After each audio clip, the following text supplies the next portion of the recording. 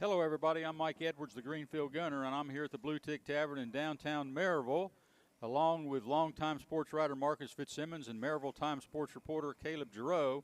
And this is the GoTeez Sports Page. Tennessee and Oklahoma will go at it with a possible playoff spot at stake, and we're going to the whistle blows. And now let's set today's lineup card. I will fill in for Donnie Moore and will report on the latest high school football scores involving Blount County teams, and we'll follow up with some national sports stories. Marcus Fitzsimmons and Caleb Giroux will be on board to update us on what's happening in local high school sports. Eagleton football will be on the agenda. We'll set the stage for the Vols game with Oklahoma. Our panel will look at today's SEC football schedule, along with some of the top national contests from across the country. The letter rip segment is set to go, so let's break the huddle and dive right in. Good morning, Marcus and Caleb. Beautiful, beautiful Saturday football morning here in East Tennessee. Huh? Oh, it's pretty. It's just cold. It's cold.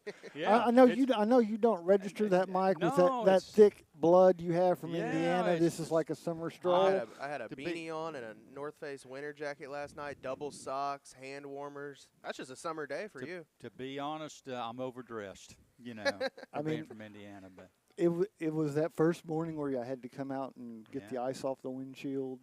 And how was your trip out west? Remarkably well. We avoided any air traffic delays. Of course, we didn't have to go through Chicago or New York, so that helped a lot. But great time. Got to see 8-man football. Hadn't seen that in a while. All right. Because that's what some of the small schools play out in Washington State. And I think the final score was like 63-14. Really good Pomeroy Pirates team. Yeah, very good. And Donnie Moore is still recuperating. Had some health problems there a week or so ago. He'll be back hopefully next week with us. He's recuperating at home, and we wish him well. If there's easier ways for him to take fall break late, he could have told us. Yeah. He waited till it got cold. Yeah. I mean, he may say he's at home. I'm not sure he's not at the beach. He picked a good week to recuperate because it rained like the devil all last week and was cold. I mean, you can't do anything outside with a week like that for sure, huh? Yeah. So are you going to rip this morning? I'm going to rip this morning. Okay. I got Brian Kelly on this morning. Oh my! This one's going to smell a little bit. Hey, this is a test when it's home. This past week, LSU gave Brian Kelly his walking papers after roughly a 3.5-year stint. Kelly's record at LSU was 34-14. He signed a 10-year, $100 million contract in 2022 and is owed a buyout of roughly $53 million. That's the second most expensive buyout in college sports history, behind the $77 million Texas A&M paid Jimbo Fisher in 2023. Are we looking at the unsettling calm before college sports blow up?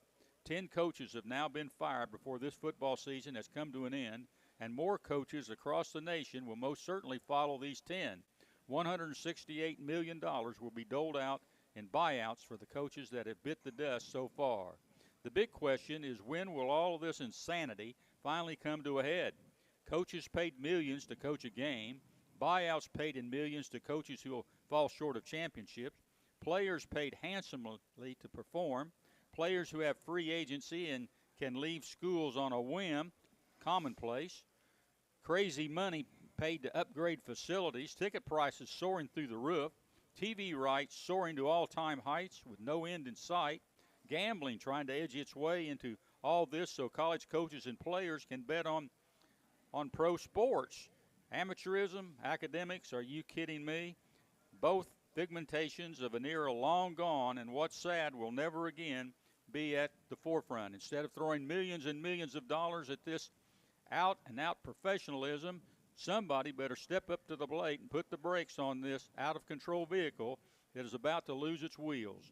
The great Green Bay Packer coach Vince Lombardi said it all back in the day. He was way ahead of his time and didn't even know it. Winning isn't everything. It is the only thing. Caleb Giroux, another coach, didn't last very long at LSU, and with the turmoil that's going on down there, the athletic director has been fired. They've lost faith in him. The governor is involved. They got to pay that athletic director, I believe, $6 million in his buyout. So you're looking at at a whopping $59 million to change coaches. Plus, they want to get the best coach in there they can possibly get. Mm-hmm. My question is, and maybe you can answer it, why would anybody want to go there? Well, the answer to that question on Monday and Tuesday was it's a great historic program that's easy to win at. I mean, every coach this century has won a championship there. Les Miles went to 2 championships and won one, and we saw how good of a football coach he was. Ed Ogeron got a championship at LSU. So it's a place that you can win championships. Now, once the governor started talking, all of a sudden nobody wants to touch that job with a 20-foot pole. I mean, since he's come into the picture, just for context, since the governor's been elected, he's ran off LSU's president, who had seen a ton of national championships and was a staunch supporter of athletics. He's now fired an athletic director that had 6 championships in 6 years, which included a women's basketball title, 2 baseball titles, and 2 gymnastics titles. He's ran off the head coach, and so there's no leadership at LSU right now, and it's the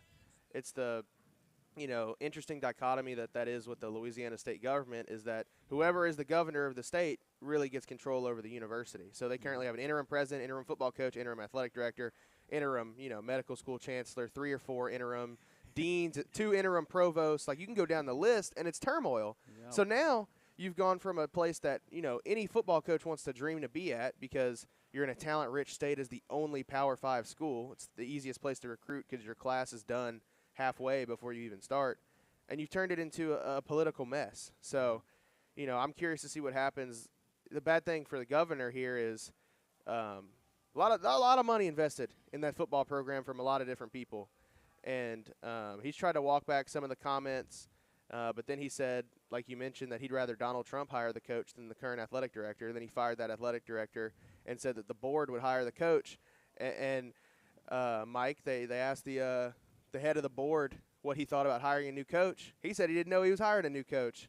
Yeah. So it's a mess, and all it is you've turned, one of the best jobs in the country into a political mess. And I don't think there's probably 10 people in the world who think what the governor has done this week has helped LSU. You've used some really good words there, mess and chaos. And Marcus, let's get back to the state of college sports.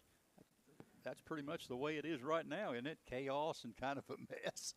Huh? Yeah, and it's interesting that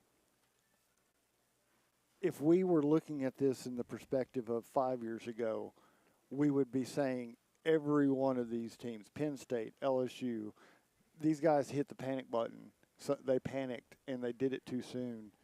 Because what they're going – some of them are now hoping, like Penn State probably – are hoping that James Franklin gets one of these high-profile jobs so they don't have to pay him as much.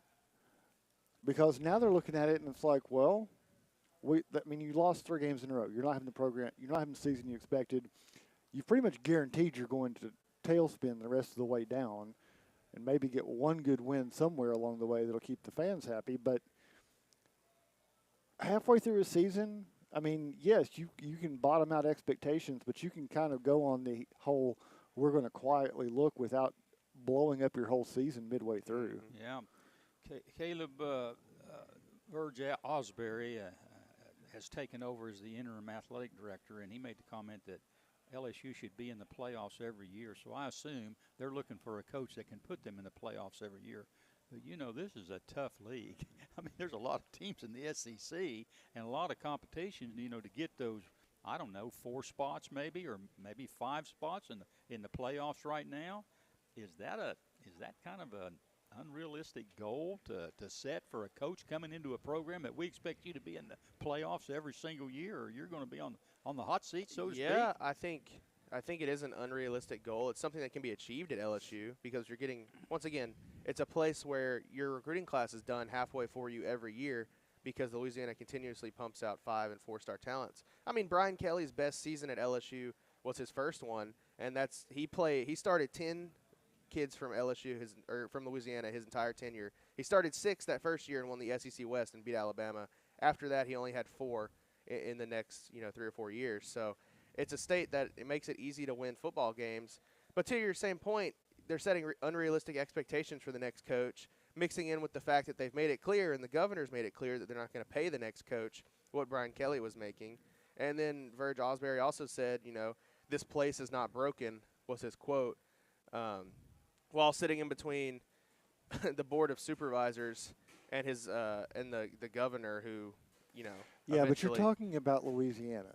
This is a state that turned down federal highway funds for decades so they could keep the drinking age at 3 years old. it's I mean, Yeah, it's also the state. strange things happen down in the bayou. Yeah, it's also the state that I believe the governor made the comment before they fired the athletic director that he would just soon have Donald Trump hire the next coach there at LSU. Did I read that or did I Yeah, read no, that? he No, said he it. said it.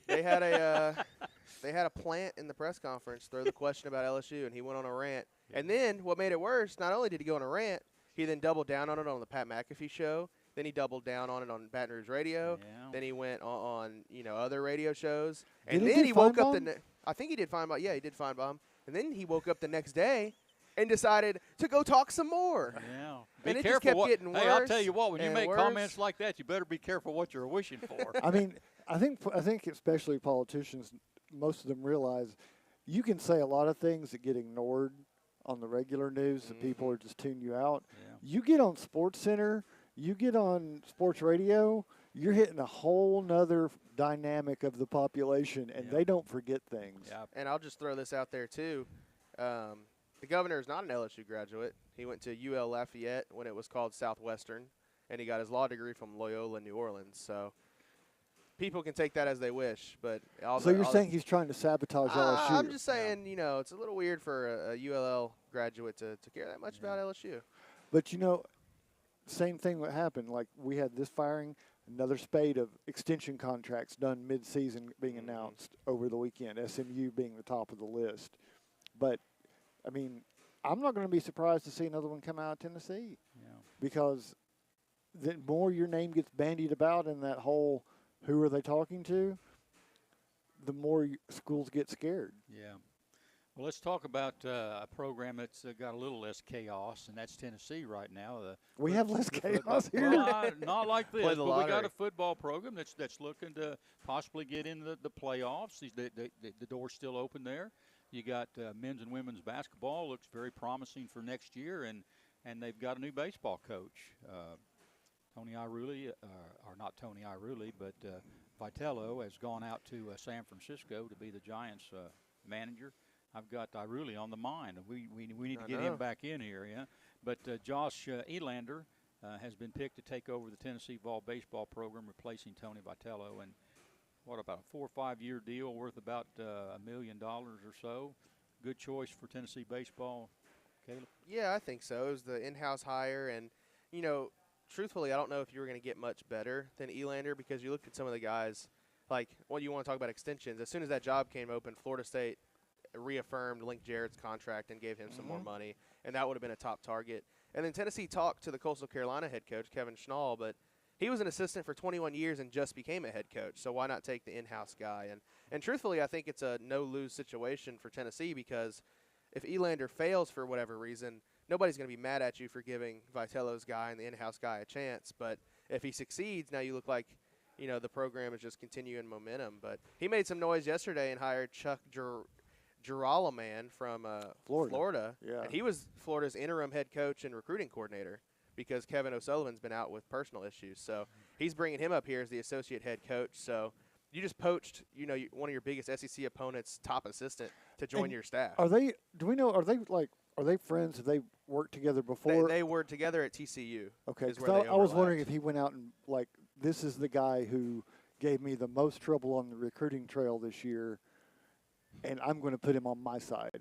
I just wondered if that was the mindset he had because Tennessee has this fantastic class, but Florida's wasn't far behind.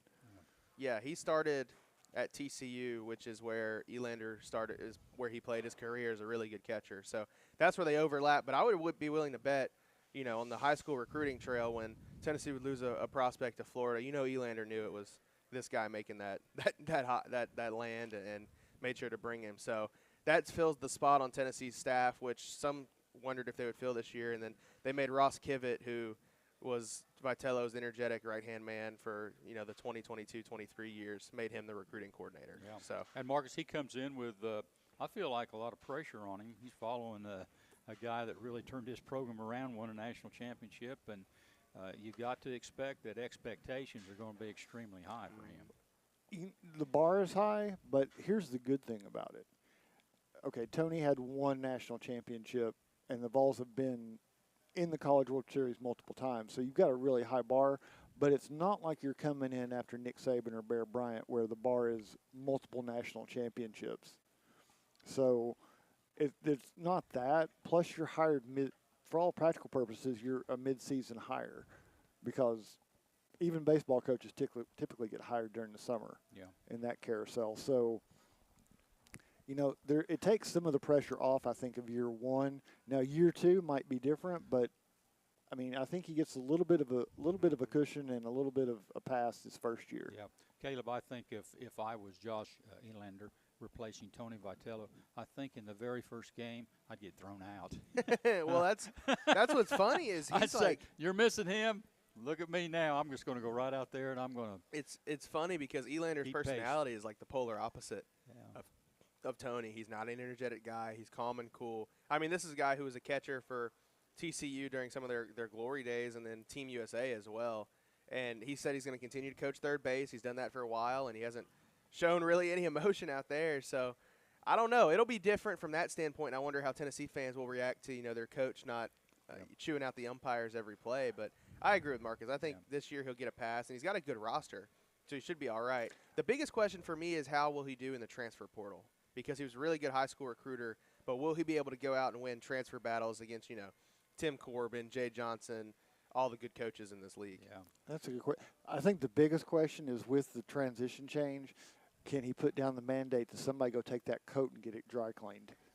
Because that thing stinks. It is nasty. I think that's why we've seen a decline in them wearing it, and for how long is because the thing just smells like a dead skunk. Hey, Tennessee and Duke exhibition game the other night in basketball, and pretty exciting on television. I'm not a big fan of exhibition games. I wish that would have been a home opener out of the gate. There's been a lot of really top-named schools in these exhibition games that's been televised throughout the country. I just wish it had been a little bit more than just an exhibition game, but it looked to me like it was good for both teams, and both teams find out what some of their weaknesses were and what they needed to work on, and maybe their lineup, maybe they need to tweak some things there. But I think it was really good for Duke. I think it was good for Tennessee, but really good for Duke because they've got a really tough pre-conference schedule. Caleb, your thoughts on the exhibition over there the other night? Yeah, I liked it. I think, to your point, we saw Rick Barnes experiment with lineups more than we would in a regular season game. Bishop Boswell played 25 minutes. I don't know if that's sustainable. He only took 2 shots in those 25 minutes, and you're a basketball guy. I think you have to take more than 2 shots in 25 minutes if you want to be on the floor. Well, I'd take 2 shots in about 20 seconds. I think the big thing with this Tennessee team is still what we talked about in the preseason is you've got a lot of pieces. You just have to fit the puzzle together. The front court is really good, but you got to get your guards more efficient. And I think, Nate Ament, your 5-star freshman, and Jacoby Gillespie from Greenville, who transferred in this year, both tried to do a lot more than they needed to. I think Jacoby Gillespie was 5 of 21. Ament was 5 for 19. You can't do that in a regular season game. And I think a lot of that is realizing to those guys, like, hey, you've got a 7-footer in the paint who you can just throw a lob to at any point. Like, you don't have to throw up crazy shots to try to get points on the board. So. Marcus, I thought at times Tennessee was a little impatient in their offense, and that's not a Rick Barnes stalemate. They jacked up a few threes out there. It looked like they were in a hurry. See, here's the measurement. That'll get when you're watching the game, that'll get straightened out pretty quick. When you're watching the game and Tennessee gets the rebound, if you look down at your drink to take a sip of water, and by the time you look back up, they've already taken a shot, something's wrong. And that was happening multiple times on Saturday in the second half. Yeah. When Duke came back, you saw Tennessee trying to force transition when they weren't in transition, and trying to play one-man offense or make one pass and put it up from 40 feet. What you're trying to say, it looked like somebody trying to do too much out there for the most part. It looked like people trying to. I don't know if they were trying to make a case, or what exactly the mentality was, but I like the confidence. But if you're going to have that confidence, you better hit it. Yeah. At least more than 25%, which I think is what both of them put up about. I think if you take both of their shooting lines out, I think the team was over 70% from the field. Yeah. I thought Duke looked like a power. You know, they were down in the game, and Tennessee kind of had their way in the first half, so to speak, and then Duke didn't lose any composure, came out the second half, didn't miss a free throw the whole second half, Caleb, and that's pretty unusual this early. So looks to me like they're for real. Well, it must have been a real challenging halftime speech to say, hey, guys, Boozer is carrying you all through. Give him just this much help. Just this much. Grab one rebound and we're okay. Yeah. 24 points and 23 rebounds from an 18-year-old in an exhibition. But he had, 14 rebounds in the first half? Yeah. I mean, he was doing it all. He almost single-handedly out-rebounded Tennessee there for the first 10 minutes. The deal with Boozer, with Duke, I would make sure that they keep him as healthy as they can possibly keep him, from what I saw there the other night in that exhibition game. Let's talk about Kentucky last week. Tennessee went up there to Kentucky, and on the show last week we're going, can you believe the line on this game was like 6.5 or 7 points? And Kentucky, I think, had been over 20 points one time all year, and Tennessee was averaging 44 and leading the country in first downs and several other offensive stats. And we talked about how Tennessee needed to go up there and jump on them, and by golly, that's exactly what happened. They jumped on them early, and Kentucky just basically played catch-up the rest of the night, which is really not their game. Well, Kentucky scored a season-high points against an FBS team because Tennessee's defense got worse and worse as the game went on. But thank God. I'm glad I'm not the only one who thought that. I mean, thank goodness the offense can score the way it did. I mean, you had 3 receivers over 100 yards. And a quarterback just passing to whoever. I mean, just dropping dimes because Kentucky couldn't do anything about that. But, man, defense would go out, and Kentucky's quarterback set a freshman quarterback program record with the most touchdowns against Tennessee's defense. Yeah, that one play Kentucky had around the end, and nobody even touched him all the way to the all the way to the end zone. But, yeah, but if I'm sitting here, I would rather have a team that could put up 44 or 45 points than somebody that's struggling on defense. I don't know how you guys feel about it, but I mean, it feels like the engine is starting to overheat. Like, we knew there were 2 pieces missing and you had a problem, but it feels like the problem is progressing and expanding and getting worse. Like, you've got more warning lights coming on at this point, and I'm not sure exactly what you can do about it in November to address it. Yeah. I don't know if there's a personnel move you can make. I think you've got who you've got, but putting aside non-Power 4 schools, I thought it was the offensive best performance of the year and Joey Aguilar's best performance of the year. How do y'all feel about that? And go along with that, the defense probably one of their poorest performances of the year. Funny. But I thought the offense played really well, especially with big plays. The receivers, caught the ball and made the big plays. It's funny because Joey Aguilar is getting better every game, and the defense is getting worse every game. But to Mark's point, your safeties aren't getting faster, your linebackers aren't getting faster, so you have to hope that Joey gets better. And I think a lot of it, too, has been the team chemistry has really risen with his wide receivers, because you remember we were talking about in August how all his receivers were hurt in camp. And it wasn't really working on timing with those guys. But now you're entering November here, and he's had a ton of games with them. And you can tell they're on the same page. One play that stands out to me is Joey was getting rushed in the pocket. He rolls out off platform, just throws the ball as high as he can and down the field because he knows he's got a receiver in Mike Matthews who has his man beat and can also play the ball in the air and make the play. So even if some of his throws weren't perfect, he's really good at giving those receivers chances to win those balls, and we've seen that all year. And especially against Kentucky, those receivers are going to win most of those because Kentucky's defensive backs weren't very good. Yeah, I just think the offense right now is playing with a lot of confidence. And, when they didn't have much time right before the half and Kentucky looked like they might be coming back on them a little bit, Tennessee went right down there and scored in the last couple of minutes of the first half, and I really thought that was big in the football game. But, good win up at Kentucky, but they've beaten I don't want to put a damper on anything right here, but they've beaten Mississippi State, Arkansas, and Kentucky. They're 6-2. Listen, they've beaten nobody, and they're running out of somebodies, okay? If you're looking at the playoffs, you're looking at Oklahoma, and you're looking at Vandy. We don't know what Vandy's going to be when they get to them the last game of the season. They got Oklahoma today, which is a big game, but they're not ranked ahead of them. and they got drilled down at Texas. So, Caleb, where are they at? I mean, are they gonna possibly be in the playoffs with a 10-2 record with really no real big wins on that resume?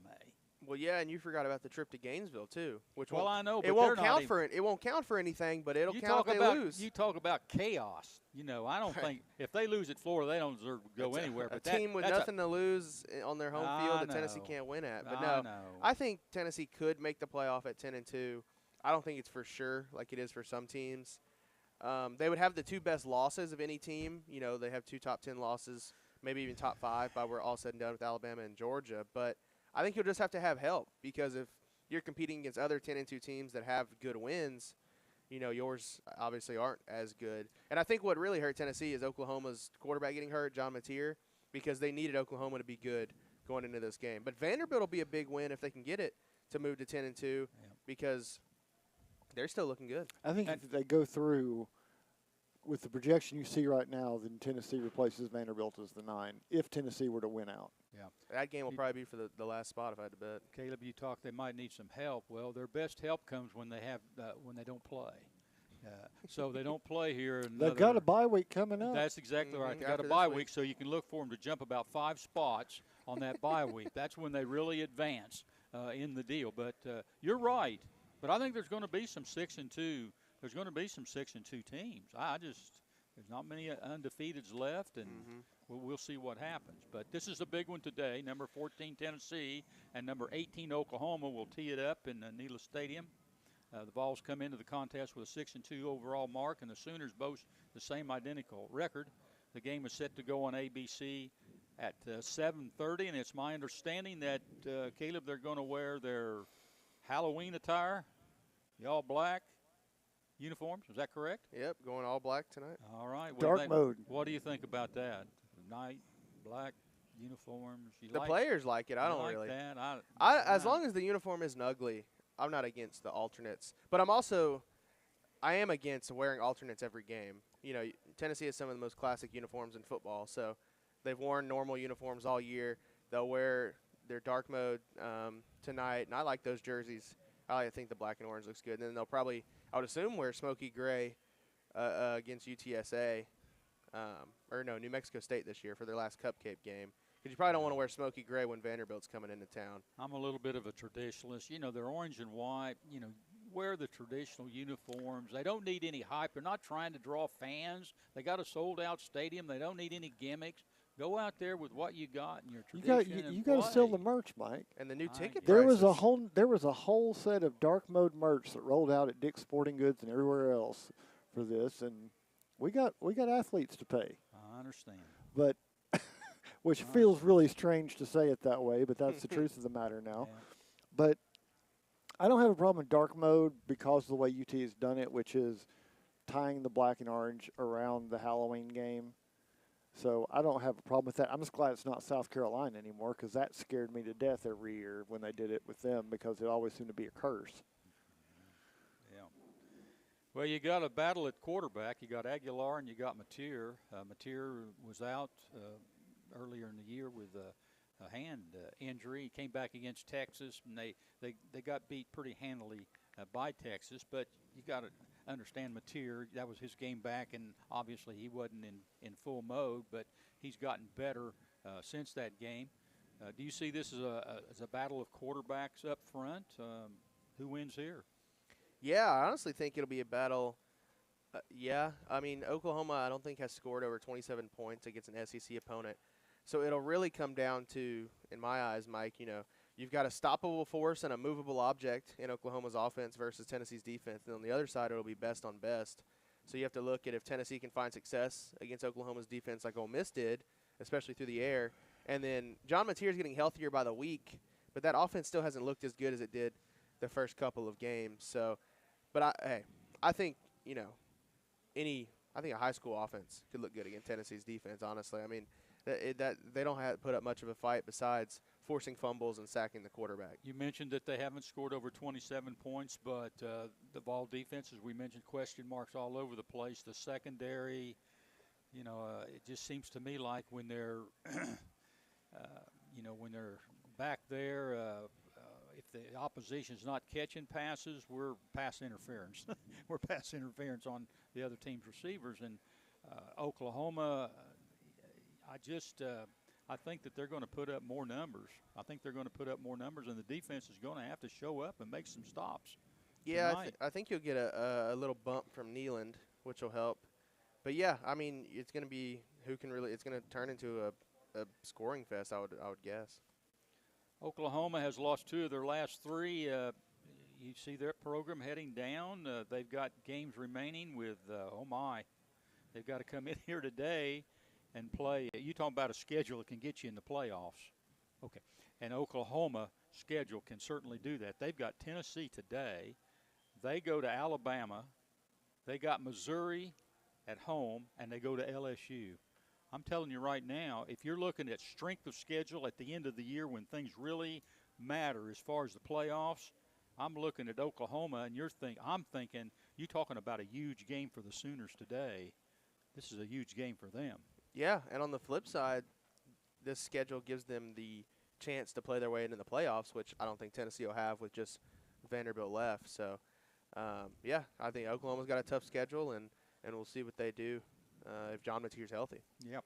Hey, we'll take a timeout here, and when we return, I'll have some high school football scores and some other news from around the area, and then veteran sports writer Marcus Fitzsimmons will join us with his feature Mark It Down. You're listening to the GoTeez Sports page, Blount County Sports Voice, and now stay tuned for the best in local sports. For over 90 years, Anderson Lumber Company in Alcoa has proudly served and supported our local communities. Locally owned, so the money made here stays here. Whether you're renovating a kitchen, bath, new floors, doors, or windows, Anderson Lumber is so much more than a lumber store and can take care of you from design to install. We welcome you to visit Anderson Lumber in Alcoa for all your home's needs, or shop over 67,000 items online at AndersonLumberCompany.com. Anderson Lumber since 1925. We've got a lot of college football. A lot of high school. Aubrey's is known for real comfort, real food, real good. But remember, Aubrey's is also really into Blount County. Aubrey's Maryville has been a strong supporter of local schools and sports programs for more than 15 years. From baseball to football, dance teams, and marching bands, Aubrey's has helped schools and youth programs generate thousands of dollars. It's easy for us to do because it's the right thing to do. So the next time you're looking to choose a place to eat, we hope you'll choose Aubrey's. Real comfort, real food, real good. See what's on the menu at aubreysrestaurants.com.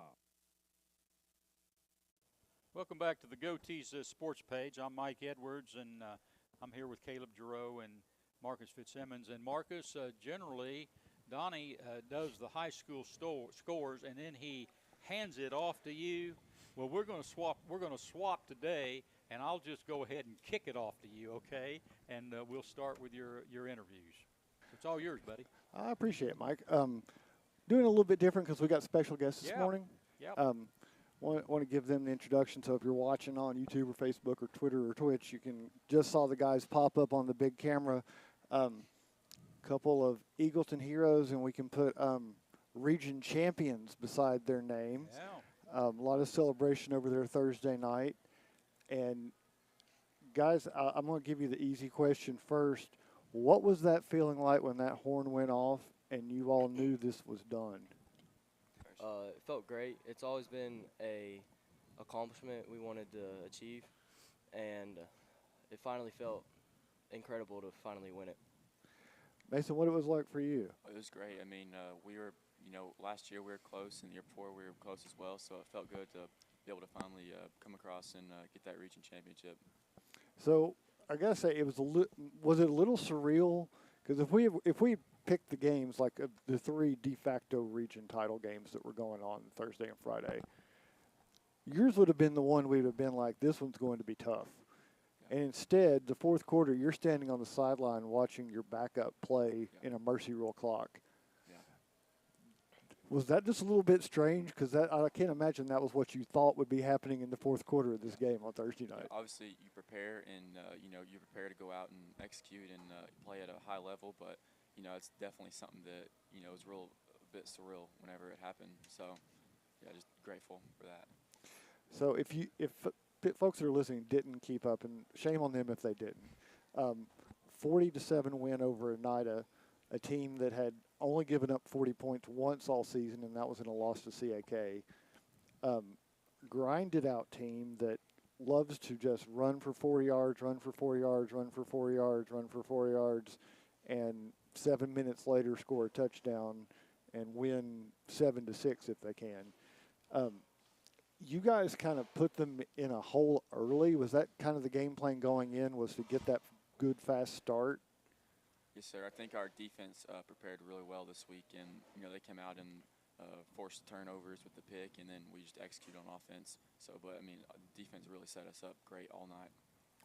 Lane, you were a big part of that defense, big part of everything. We'll brag a little bit if nobody was watching the numbers. 3 touchdown catches, 2 interceptions, a hit that I think the guy's probably still feeling on one of those sacks. I'm going to guess senior night was kind of a bit of a fire-up to get this thing started? Yes, sir. Senior night was a emotional night for my family, fans, everybody. And I knew I had to go out there and have a good game to have a night to remember. So when the night was over, did you call any of the guys from last year? Because they got stuck with, we were the first team to do this. We're the first senior class to do this. We're the first senior class to do this. You're the first senior class to get a home playoff game and a region title. Did you call any of them and say, hey, we got this one? There was a few players that were there that played last year. They returned to watch us play, and I kind of rubbed it in their face a little. It was great. Well, good for you. I think that's well earned. I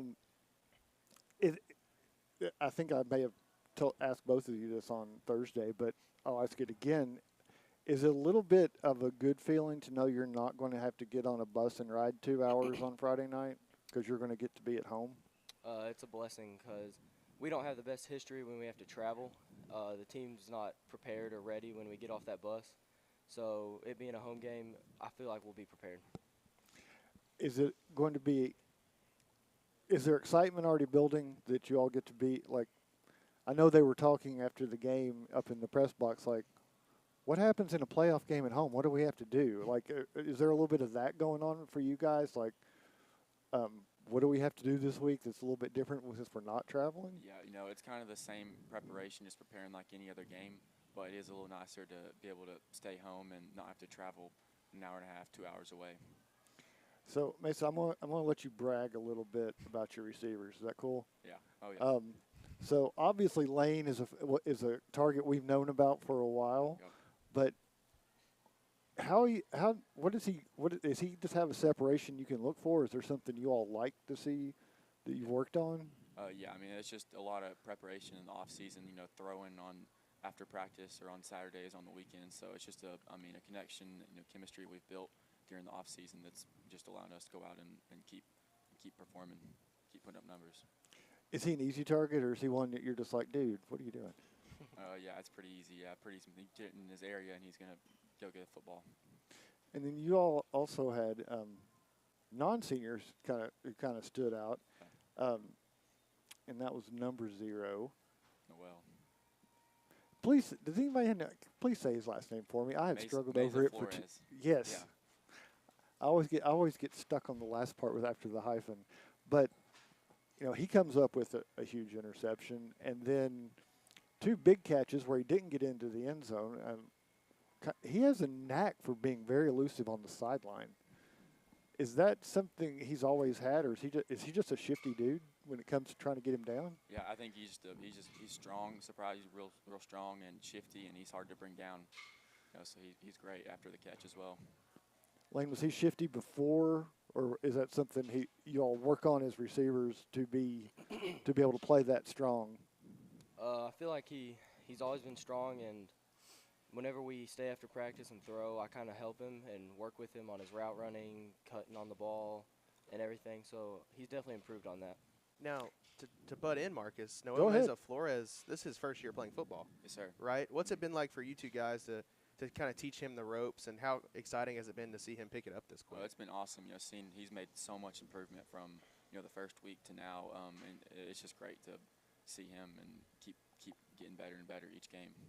Yeah, he made the comment Thursday night that he didn't feel like he played well the last 2 or 3 weeks, but that he came in Thursday night knowing he couldn't let the seniors down. So I felt like that was not to make the comparison, but I've heard that before, and I hear that a lot from the championship programs that have a lot longer history than Eagleton's 3 years. So I thought that was a great sign to hear that coming out from underclassmen saying that about the seniors. Lane, were you all that way last year? Did you have that, we're playing this one for the seniors focus, or was that something that's just kind of developing in year 3? I definitely had that last year. I didn't want to let the seniors down or feel like I underdeveloped to play again for them, and I didn't want it to end with them first round playoffs, but it did, sadly. So I gave you this one on Thursday. I'll give you another shot at it. Ready to swing? 2 picks, one of them in the end zone to save that prevented a touchdown right before the half. 3 touchdown catches. Which one are you going to carry with you? When they ask you what was your play of the game, is it going to be one of those 3 touchdown catches, or is it going to be one of those 2 interceptions?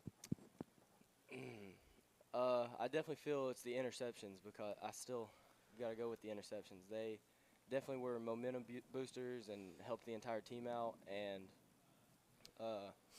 got us going after the interceptions. And okay, so we'll talk about that defense a little bit. Was in second half, did this defense get hungry? Because it felt like from watching from upstairs, just that as Oneida started dropping back to pass, and you all could feel a little bit more comfortable about not having to stop the run, that the defense kind of started teeing off on that quarterback because he had a very hard third quarter. I'm not sure he remembers all of the third quarter, but you all there were some big hits on there. Some of them were from coverage, some of them were just blitzes. But did y'all feel like you could do something different now once Oneida started going into pass mode? Yes, sir. We knew the run was their strength, and if we could stop the run and force them to throw, we could get the lead and get it going. Do you think their backs were able to chip very well? I really couldn't tell from upstairs if they were able to slow the rush at all once they got into pass defense mode. I actually don't know. I was normally in coverage, so I couldn't tell. Well, I thought maybe you were running up there a couple times. Maybe I was wrong about that. I thought maybe you were rushing in there a little bit. I think the only time I rushed was when they ran the ball. We didn't really rush me during the pass because I had to be back at safety. So you've had a kind of unique experience that you were catching balls from a really good quarterback for 2 years. Now you got this guy. Brag about him a little bit, because I'm just going to read off these numbers from the game, but 13 of 26 for 415 yards. Is that about right? Something like that? No, I'm sorry. It was 15 of 18, and it was 360. But, what happened to those 3? What about 3 you missed? I don't know, man. You can't. You try to take shots, and you don't hit on all of them. But I feel like for the most part, we were pretty good on those deep shots. Is he? Obviously, he's got some different skills than what you had before, but efficient guy that can find you the ball. What does that let the receivers do? Are you able to just run under it to feel like he can get it to you? It's incredible knowing that he's throwing us the ball. It's going to be on point most of the time, and we know if he's throwing it to us, we'll be able to catch it and go make a play. And can he overthrow you? Like, does he have the arm that he can? Because it seems like it'd be hard to do, honestly, with you. But can he overthrow you? He definitely can, yeah, if he gets into it. Okay. So you've had a day to kind of get your head around this. What's the team's mindset about the playoffs at this point? What do y'all think about going in? And I'll go ahead and, for the folks that haven't paid attention yet, but brackets officially came out this morning and are pretty much what we expected. But you all get Cumberland Gap, who was 3-7. Not the West Green team you all had played before and were expecting, but what's kind of the feeling that is what you all have to do this week? Same routine, same thing, or is it a little bit different step because it's now November? I feel like it's the same. Just keep executing and keep preparing like we've been all year, and I think we'll be fine. Okay, so the tough question: who is the energizer bunny of this team? Who is the guy who is always in the huddle? Oh, I know this one. Do you? Yeah, number 8, DC Cole. Man, he's a great energy guy. He brings a lot of energy, and he's really helped us out a lot this year. Is it the same guy on defense? We also have Cody Lewis. After we warm up, he always gets us in the huddle, gets us riled up, tells us to go out there and take it from him, and I feel like he does a good job of that too. And then, who is the Mr. Serious guy? Who is the one who's? Because this was, despite what the score said, there were some moments in this game where it was football and guys were not happy. And who's the one who's going to calm people down and be the hand that pulls you away and says it's all right and keeps you out of a tough situation? That was tough. I would say this guy. Really? I would say this guy right here. Yeah. Lane's going to be the one that's going to say walk away. I try to do that. Okay. Sometimes, yeah. Okay. Sometimes they'll have to pull me back if I'm hype and riled up, but I try to pull them back and calm them down and tell them just to go out there and execute and do their job. So we're going to go ahead. We're going to go ahead and look ahead because there's a rumor floating around out there that smack talk is already starting about some of the potential second-round matchups. I didn't see it with Eagleton specifically, but I've seen some others kind of looking ahead, thinking we're going to see you second, third-round games, which is a little bit looking down the road and scares the coaches to death when players think that way. Has that happened with any? Have you all heard anything about this or been getting any questions besides mine about it? No, I don't think so. I think for the most part, we're just really trying to take it one game at a time. We don't want to look ahead too much, and just really got to worry about your job and your task at hand. So I'm going to go one quick question. I'm going to give you all a break here, but Coach kind of mentioned it, but you all run a roll. You're off to this great start. Fall break comes along, and it seems like something happened with the week away. You all just didn't come back and click the way if things weren't starting as well. Was there a lesson you got out of those 3 games that you got out of your system on Thursday? Was there something that you were like, this is the way we have to do it, that was a little bit different than those 3 games after fall break? Yeah, I feel like those last 2 games after fall break, it was pretty slow. We had pretty slow starts, and it took us a while to get going, and we really never clicked like we were before the break. So I felt like against Oneida coming out, I felt like we really finally put it back together and got a good rhythm going on offense. All right. Well, guys, we appreciate you coming in, especially on Saturday morning. I know Coach was like, y'all can do it, right? And you got a little bit of voluntold on Thursday. But I appreciate you coming in, and congratulations on that win. Yes, sir. Best of luck in these playoffs. The way you're sitting, you could possibly get 2 home games out of this, maybe a third. So, we'd love to see you keep playing on November 14th or 21st. So Yes, sir. that'd be great. That's the goal. Caleb, I'm going to roll over to you and Mike while we get these guys out and we can start the scoreboard. Okay, very good. All right. Thank you, sir. Thank you. All right.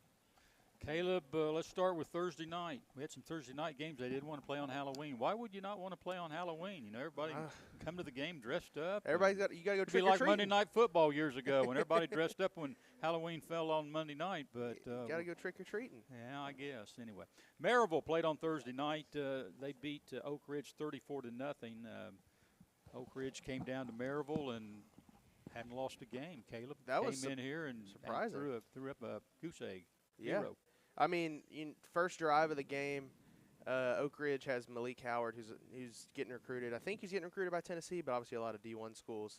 First or second play of the game, they hit Malik Howard, and Jackson Rutledge put his helmet right into Malik Howard's sternum, and that ball popped out for a fumble. And I felt like that set the tone for the night, Mike, for the rest of that game. Maryville's defense stood strong, and their offense did what their offense has done all year and just dominated. So I think Maryville ended with 74 total, or Oak Ridge ended with 74 total yards. First time they've been shut out since 2022. Everybody, I think, thought that one would be a lot closer, but the mercy rule is not what I had in the cards. And, Maryville just keeps rolling over everybody not named Alcoa this season. So finished 9-1 and perfect in the region. Oak Ridge had 7 rushes for -1 yard in the game. And you're right, it's 74 yards offense. But the Alcoa reference, since losing to Alcoa in the season opener, Maryville's defense has given up 8 scores. Wow. Just in the next 9 games. Wow. We need to swap them off with Tennessee's defense. Yeah, you do. I feel better about the game. And one thing that Tennessee wishes they had is Maryville, you can't really find a weakness on that defense. Yeah. You know, they've been really good at DB. Their linebackers play strong. Their safeties are really good. And then their defensive line lives in the backfield and stuffs up run gaps. So it's a 3-level unit that, hey, when you've got that offense on the other side and that defense playing like that, that's a tough team to beat. Maryville wins their region, and they will be a #1 seed. Is that correct? They are the Region 2 #1, so they will host Region 1's #4, Westridge, on Friday night. And I'm going to go ahead and say this in because this is going to confuse people for ever and ever now that they've changed it. But the second-round games have been totally revamped as to what the format is on the brackets. So our whole quad thing is out the window. It's pretty much east-west now. So in the second round, let's presume Maryville wins, they would host either Lebanon or Riverdale from Region 4 or Region 3. Wow, in the second round. So they're going to go all the way so to you could Middle have Tennessee for their second game, but it's a home game. But Maryville they're host. their opposition will be from the yeah, middle part so of the state. you could see Riverdale coming to Maryville in the second round. But then the crazy thing being, you get to like the quarterfinals, you could see Maryville playing like Blackman coming out if they were to beat Dobbins, Bend, or Farragut. And so it's just, crazy. It's a crazy little format. It's going to the second round travel is going to be off the chart compared to years past. Riverdale, I believe, didn't Murfreesboro, Oakland, and Riverdale have a pretty good? They were close. I think so. Yeah, I think it was tied at halftime. Yeah. I made my opinions clear on the pod system last night when I called into a radio show that I'm not a big fan. But, the Eagleton guys we just had 2A, those second-round matchups are 4 to 5 hours away, given the 2A format for some of these schools. So and you got the time change here. Yeah, That even makes a big even more difference. We usually don't have to worry about time change until the semifinals, but this year we're going to be worrying after the first round time change because of the fact where Region 3 and 4 are, depending on classification, it's going to be a factor. Yeah. And you mentioned those guys and we had them in here, but if they had not won that game, then Eagleton would have fallen to the 3 seed by the tiebreakers, which that would have put their first round game would have been to go. Let's see, Region 1, Region 2, number 3 would have been to go to South Green, which wouldn't have been that bad. But if they had pulled that win off, then they're going to Jackson County or Marion County. Crazy. You got to hand it to the TSSAA. They're always looking to save schools money, aren't they? Yeah. They're always looking to save schools money, and they're always and listen, Mike, they always play to schools that either lose to the same team every year or don't make the playoffs. Because you think any 2A school was voting for this change, or you think Maryville was voting for this change? I'm sure it was schools who haven't sniffed the playoffs since before I was born. I think it was the schools who run into the same teams in the second round, and they're like, we could be like a semifinal team, but there's this one team in our region we can't get by. Yeah. Are you talking about maybe an Alcoa or a Maryville? Well, if you're in Region, if you're in Region 1, which generally loses to Region 2 teams, then I think you make something like that. But so let's say Eagleton beats Cumberland Gap on Friday, then they host either Cannon County or Grundy County. I don't even know where that's at. That's those are schools that are an hour from the interstate and 2 or 3 hours to get here. Yeah. Especially on a Friday in the fall. Kids, they're leaving at lunchtime. Yeah. Yeah, basically it doesn't to get leave here. much time for your fans to get there. They've no. almost got to take off work. Or what to if get to the game. what if your parents have work? That's what I'm saying. They have to take off from work to go to the game. Yeah, you can't make that. Yeah. Greenback on Thursday night went to Rockwood and they lost 27-14. Greenback season's over. They finished 4-6, and Rockwood finishes their regular season at 6-4. Heritage on Thursday night went to Union County, and they finished the season with a win. They put up 47 points to Union County's 13 points. So Heritage, they finished 4-5, and you're saying, well, that's 9 games. What about they lost a game? I mean, they weren't able to play it. Yeah, the rain delay. Their their opener was pushed to Saturday because Clinton wanted to play on Saturday, and then we had the lightning and thunderstorms that you couldn't play the game. But something to build on, since they won their last. It's always good to win the last game and build on something, and that's what they've done. They played their backups. I think the plan was starters first and fourth quarter and backups second and third for Heritage. Yeah. So you got good film for the backups to head in the offseason, but you also got to send off your seniors and your starters. And go ahead. Really, when you go back and look, the Carter game where they lose by 3, 28-25, is the difference between Heritage being in the playoffs and not being in the playoffs. Or you could say it's the Gibbs game where they lost 17-14. Heritage is just as easily a 5-2 team and a 3 seed as they are being the first team out of the playoffs for their region. Well, they could have even, if they won both those games, snuck up to a 2 seed almost. Yeah. If you would have. No, because you'd have Alco and Anderson County would have still taken 1-2. Yeah, I think I circle the Carter game because then it set up a winner-take-all game versus Gibbs, and Heritage has had that the last 3 years and hasn't performed well. But, yeah, I mean, you're a couple plays off from the playoffs again, and this is their first year in 4A, so hopefully next year they can – you've seen the opponents once, you know what to expect, and they can grow on it. Yeah, I mean, the first time you see some of these teams, Heritage hasn't played since the 90s. Yeah. So and some of them are weird. Like the Gibbs will go from spread offense on first down to wing T on second and third, and it's just weird environments too. Yeah, there's some things to adjust to playing on this level, and I think Heritage will be back and be better. And I think we will see the Mountaineers make some noise. I think this region, though, is going to be, and as long as we stay in this alignment, it's going to be the battle for the 3 because Alco and Anderson County are just such powerhouses, and they don't show. You look at their roster and who's in that game last night and who was scoring. They're not losing a lot. They're losing talent, but there's a lot of talent to graduate on those rosters going down the list. Yeah. The other Thursday night game we've talked about, Eagleton Academy beat Oneida 40-7. Last night, the ones that wanted the Halloween spirit, we had a couple of games.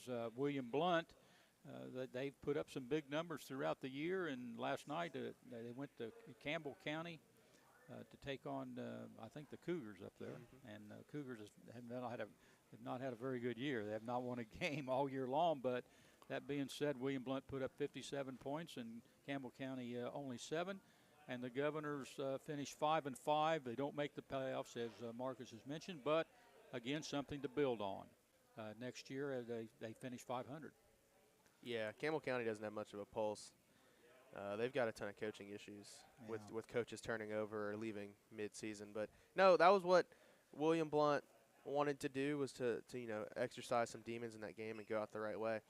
Just like Marcus was saying with 4A, though, as long as this 5A division stays like this, I mean, you're looking like a battle for 3 or 4 because you got Powell, who's been consistent. Central is on the come up. And then you've got William Blunt in a mix with Halls, West, Carnes, Clinton, and Campbell County. Clinton and Campbell County didn't show any life this year, but Halls and West have been traditionally good recently, too. I think Halls probably was the game that put William Blunt out. Is that correct? Well, they lost to Halls in a late one that set up a winner-take-all game against West, and they got blown out at home.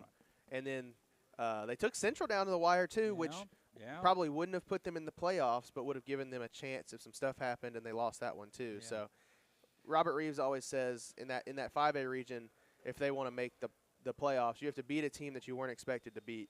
And they lost everybody that they were favored to lose against, and they beat everybody they were favored to win against. Yeah. So that's what put them one spot out. Yeah, so if they beat Central and finish 4-3 in the region, they'd have been tied with West, and because they lost to West the first tiebreaker, they'd have been the first team out anyway. But so they really needed to go have that win with West. If they played West a month earlier, they might have had it. Yeah, I think that was as much a scheduling as anything else. Was West was not the team that they have been in October back in September. Or when Halls was rolling over at home and you had them on the ropes, taking that game would all of a sudden put you in a much different position entering that West game to where you were the team that had everything to lose and made it a lot different. But, yeah, I mean, you look at William Blount came in 5th. You got to be top 4 to make the playoffs, and they lost to the top 4. And 2 were really close games. 3 were really close games. So here's an example of what's going to be the craziness is. So in the first round, because of the way it pulled out, that spot we were talking about, the number 4, they travel to Snox West. They're going to Sevier County for the first round game. The winner of that game, so let's say Sevier County wins, will host the winner of Walker Valley and Tullahoma. My gosh. I'm like, you're driving over to Sevier County from Tullahoma? I don't know. You probably need to take a plane, don't you? Huh? From there.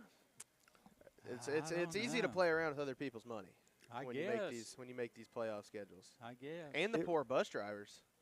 Yeah. There's been bus drivers. Well, the band, they take their band a lot of times. I mean, bus drivers have quit over this, and the TSSAA just tells the schools, oh, well, get another bus driver. Yeah, it makes for some – it's going to make for some interesting situations. Yeah. That brings us to Alcoa and Anderson County. Caleb was there. It's his fault. Last night, Anderson County won 31-30, went right down to the wire. Anderson County scored late. Alcoa was driving, and Marcus pretty much ran out of time. And running out of time, they didn't get a region championship, and put a loss on their record. And there they are. A 1 point loss. It was a great football game. It really was. But it came down to really the missed extra point. Is that correct? You can say it's the extra point. You could say it was, for some reason, the clock ran 5 seconds to snap and spike the ball. You can say it was the 99-yard touchdown that they gave up in the first quarter on a busted coverage that should have been a game ender or a drive ender, and Anderson County instead takes the lead. That last touchdown, several penalties that were in there. I mean, there were a lot of things. This was not Alcoa's best game. Now, that's not to say that Anderson County didn't play well. It's not a good team, but Alcoa there were penalties. There was some unnecessary stuff that went on that hurt. Usually Alcoa plays well enough they can get away with some of that without it hurting them, and it hurt them last night. Yeah. This was, Caleb, this was a close game. Alcoa was challenged. They lost the football game. Can you look at this from the standpoint that might be good for them? Yeah, and I think Marcus, there were still things he didn't even hit on. Like Alcoa got stuffed on the 1-yard line to set up the 99-yard touchdown. I don't think we've seen Alcoa get stopped on the 1-yard line all season. And, Thomas Manu hits Jameer Dean for a big gain, and then they go nowhere after that and have to settle for a field goal. I'm sure you can count on one hand, if that, how many times Alcoa has had to settle for a field goal. And there are penalties, there are injuries. Anderson County really was able to, put a wear and tear on Alcoa's defense. But players said the same thing you just said, Mike. So, Jameer Dean told me that he thought the team kind of needed it because they've spent 8 weeks beating up on teams and thinking they can just coast to a win. But feeling real good about themselves. Exactly. The first time Alcoa was put in this situation, this is the first 2-minute drill they've had to play all year. That was in the second half, I would assume, because even against Maryville, they were leading. And you saw what happened. So it's a good learning experience. Alcoa worked on punting this week because they haven't had to punt for the past 8 weeks. And they knew this week they would. So there's a lot of stuff to take away from it. I think it's a good wake-up call. It's a rough year, to Marcus's point, to have this wake-up call and to lose your first region game since 2011 because now your first round is at home. For them, second round would probably be at Upperman. And then third round is a Johnson City school. So you're going to every part of Tennessee to go on this playoff run. And then that fourth round will probably put you back at Anderson County or at Greenville. So they're going to be on the road. Yeah, they're going to be on the road for every round except the first. And that's different than the last few years because they've generally had the home field advantage. No, I don't think – I mean, besides Coach Nix and maybe a couple assistants, I don't think anybody involved with the program right now remembers having to go on the road this much in the playoffs because the last time they lost a region game was to CAK in 2011, and Nick said that was an injury year that they kind of expected to go haywire. But since then – Alcoa has dominated their region and been at home. 70-plus straight 71. region victories. Unreal. But now this is not the first time they did recently lose to West, but they weren't in their region. Is that correct? They were not in the region. Not in the region, but that was a loss during the season, other than a Maryville loss. And they regrouped and went on from there with that. Well, and they said last year that the best thing that happened to them was losing the season opener to Ravenwood because they realized where their bar was. I think that part of the problem it's not really, maybe not a problem, but I mean, Alcoa scheduled what they thought was going to be an aggressive schedule with the games that they had available because for the first time in a decade, they had the luxury of getting 6 guaranteed games within their region, so they didn't have that many to play with. But they keep Maryville. They put West and Bearden on there, thinking these are 2 of the best teams in Knoxville, and West and Bearden aren't. In August, were not 2 of the best teams around. Yeah, well, last night they played against a lot. The way I understand it, quite a few of the Bearden players were on that Anderson County team, were they not, Kelly? It was basically a rematch. Yeah, of that game. That's what I'm saying. But yeah, Jason Thompson ran the show for Anderson County. He ran the ball 29 times for 146 yards. He had 2 catches for 102 yards. He had 82 kickoff yards, so that gives him 330 all-purpose yards. And a reception touchdown. And then J.D. Gillum returned for Anderson County, and for those who have followed along, that's the freshman quarterback, their head coach's son, who broke his collarbone 2nd or 3rd week of the season. I think it was 2nd week. 2nd week. He returns, and he went 9 of 18 for 247 yards and 4 touchdowns. So it wasn't very, very composed under pressure a lot of the time. He threw a pick on his first throw of the night, and then you didn't see another. Yeah, he didn't have a lot of hiccups, which is unusual. I think the only other quarterback we've seen that been that calm against the Alcoa defense would have been Will Jones over at Maryville. Yeah. And you saw Alcoa definitely played probably I'd say their worst game of the year, and Anderson County played their best. And on Halloween night, it didn't work out too well for Alcoa. But so here's the weird thing. The other part, because of the way we're doing this sides instead of quads, is that theoretically, you could see Anderson County and Alcoa play again, but it would not be in the quarterfinals. It would be in the semifinals, which changes that whole dynamic of the semifinals that we've seen before. And if that takes place, will that game be played up at Anderson County since they would be a higher seed or not? I think so. Because of the quad setting that's still hanging on there, at least on the brackets, unless this is left over from last year, the upper side of the bracket will be the host in quarter and semi. So all of what we've said considered, Alcoa they moved up. They moved up, and now they're in a different division, so to speak, in the state. How is this, besides the remapping of the way the playoffs are, how much tougher is it going to be for Alcoa to repeat as a state champion compared to some of the other years when they were in a Well, I think their division hardest competition is Anderson County and Greenville, which are both about to one of them has to eliminate another when they play in the playoffs. I guess what I'm getting to, is it a more difficult road than we've been seeing for Alcoa to get to a state championship game? I think there's, if number-wise and quantity, I think there are 1 or 2 more quality teams in the playoffs on Alcoa's side of the bracket than what they saw in the past. So whereas before you had a GP and an Upperman and a Bledsoe County sort of situation, now you've got Anderson County, now you've got Elizabethton, you've got Greenville, you've got still have Upperman because they moved up as well. So there's more teams you can run into, but as far as the first round goes, I think it could be just as bad as ever. It's just going to be the second round. There's going to be a lot more travel for teams that don't normally see each other just at that point to see each other. And to your point, Mike, I don't think every game, to Marcus's point, is going to be a cakewalk like it would have been in 3A until the state championship. But I don't think Alcoa will be bet against in most of these games. But I think they'll be a lot more competitive, and you'll have to, prepare a lot more. One of the things that I saw in that game last night that I thought Anderson County did an excellent job was putting pressure on Alcoa's quarterback in those passing situations, especially right down there to the end. I mean, the quarterback of Alcoa made some plays and stepped up, made a couple big plays there, but he also got sacked several times, and there was pressure on him even when he threw the ball. So I thought they did an excellent job of putting pressure on Alcoa's quarterback. Yeah, and when I talked to him after the game, he said that's not something they really expected as much because Anderson County hasn't blitzed in the way they did against Alcoa.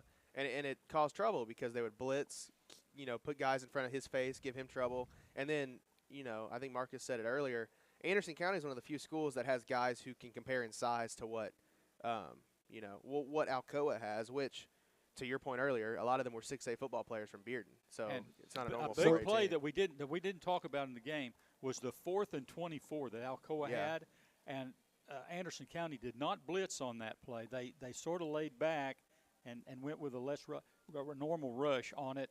Had the time, he stepped up in there, and he made the big play. And if you're Anderson County, you're going, well, maybe we should have gone after him. Yeah, that was Dean. But they thought 24 yards. He had 2 touchdown catches earlier in the game. I think he was the only guy that really outsized Anderson County that they could go over the shoulder and over the top with. He finished 7 catches, 162 yards, and a pair of touchdowns. Yeah.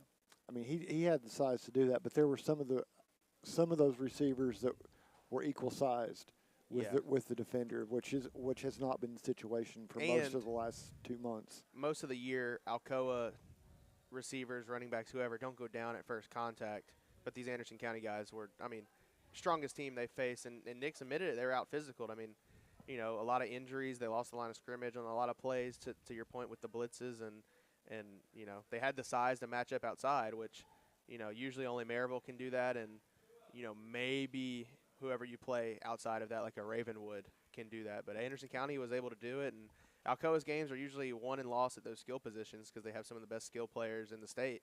And I feel like, some of that size hurt them there. And injuries, too. Jam Abihanya was out, which really hurts you because he's a big guy. You're starting safety. So not only do you have guys who are equal size, but now your wide receivers have to play safety for every snap of the game. Condis went out. Condis Cherry, running back, went out early in the 4th quarter. That hurts you when you're trying to put up insurance points at the end. He's also one of your backup corners. So now your secondary, which has been so deep, is suddenly a little more mortal than it has been. And you've got guys who only have JV reps or second-half backup reps playing in that secondary against one of the best teams in the state. And I think that led to some plays like that 99-yard busted touchdown or just Anderson County's ability to dink and dunk near the end. Yeah, and Mike, we got to take a break. But let me just give a quick shout-out because we had them in here, and they had talked about this. But sectional cross-country championships were this week, and I don't know why we're bothering to go to Memphis for these. We might as well just have it at Maryville College because Maryville and William Blount had top 3 finishes. They're sending teams on to state. Very good. Alcoa is sending both teams on. We had Coach Haggard in here a couple weeks ago. And then Heritage is also sending the girls' team and some individuals. And I think Clayton Bradley also qualified in the Division II sectional. So it was a great time in Chattanooga for those schools. And now they have moved the state championship run to Memphis. So they will get to go all the way to Memphis to travel 500 miles to run 3. Great. It all makes sense. Yeah. Hey, it's time to turn the page. Next up is the Anderson Lumber Company Player of the Week segment. You're listening to the GoTeez Sports page, and now stay tuned for the best in local sports. For over 50 years and 3 generations, the people of Blount County have trusted Stevenson Tire with their vehicles and their families. Our mission has always been simple: to provide quality products at reasonable prices with exceptional customer service. Featuring tire products from Michelin, BF Goodrich, Uniroyal, Bridgestone, Firestone, and Yokohama, Stevenson Tire also offers alignment and brake services at affordable prices. Stevenson Tire Company, 2411 East Broadway Avenue in Maryville. Call 983-1621 or online at stevensonTire.net. For over 90 years, Anderson Lumber Company in Alcoa has proudly served and supported our local communities. Locally owned, so the money made here stays here. Whether you're renovating a kitchen, bath, new floors, doors, or windows, Anderson Lumber is so much more than a lumber store and can take care of you from design to install. We welcome you to visit Anderson Lumber in Alcoa for all your home's needs, or shop over 67,000 items online at AndersonLumberCompany.com. Anderson Lumber since 1925. Aubrey's is known for real comfort, real food, real good. But remember, Aubrey's is also really into Blount County. Aubrey's Maryville has been a strong supporter of local schools and sports programs for more than 15 years. From baseball to football, dance teams, and marching bands, Aubrey's has helped schools and youth programs generate thousands of dollars. It's easy for us to do because it's the right thing to do. So the next time you're looking to choose a place to eat, we hope you'll choose Aubrey's. Real comfort, real food, real good. See what's on the menu at aubreysrestaurants.com. Welcome back to the Bluetick Tavern in downtown Maryville. This is Mike Edwards along with the rest of our broadcast crew, and now it's time for the GoTeez Sports Page Player of the Week segment, brought to you by Anderson Lumber Company, where quality service is always a priority, proudly serving Blount County for over 100 years. I want to get back on some UT football in this matchup tonight with Oklahoma. Caleb, let's talk about a few things that Oklahoma needs to do to win this football game. I've got number one right here, and you can expound on it, or you can bring in some of your own ideas on what they've got to win. But I've got that they need to control the ball and keep the ball offense off the field. That means run the football, run the clock a little bit, keep them off of the field. What do you think? Against a team like Tennessee, I'd say your best defense is more offense. So if you can play keep away, that puts Tennessee in an interesting position that I think you saw a little bit at Alabama when they lost that game. Alabama was really good at holding the ball. And that forces the Tennessee defense to make a stop, which I think they have one of the worst stop rates, which is just their percentage of getting off the field, one of the worst stop rates in the country. So I think you hit the nail on the head with that one.